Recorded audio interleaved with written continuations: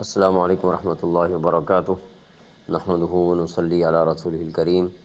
اما بعد فاعوذ بالله من الشيطان الرجيم بسم الله الرحمن الرحيم فمن بدله بعدما سمعه فإنما إثمه على الذين يبدلونه إن الله سميع عليم صدق اللہ العظیم۔ آج انشاءاللہ کلپ نمبر 91 میں سورۃ البقرہ کی آیت نمبر 181 سے شروع کریں گے۔ فمن پھر جو کوئی بدلہ بدل دے اسے، بعد ما جو سمعہ اس کو سنا،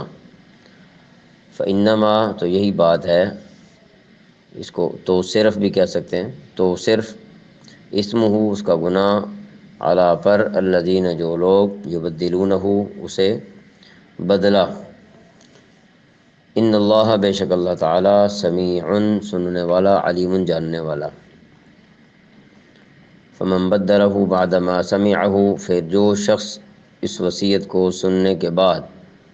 اس میں کوئی تبدیلی کرے گا، فإنما اسمہ علی الذین یبدلونہ تو اس کا گناہ ان لوگوں پر ہوگا